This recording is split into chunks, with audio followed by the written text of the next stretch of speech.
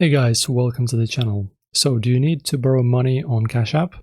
Well, Cash App doesn't offer traditional loans, it does provide a borrow feature for eligible users. So let us discuss it. Open the Cash App and log in into your Cash App accounts. And the most important part, of course, before you even move on with this video, guys, is you need to check your eligibility.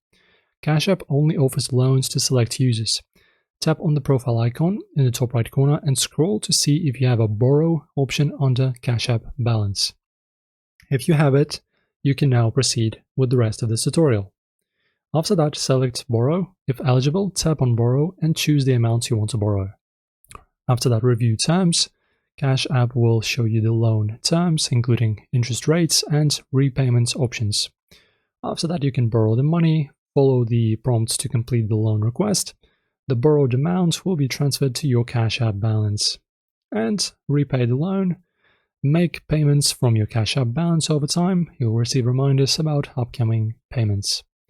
And that's it. If you don't see the borrow option, Cash App may not offer it to you yet, but keep checking.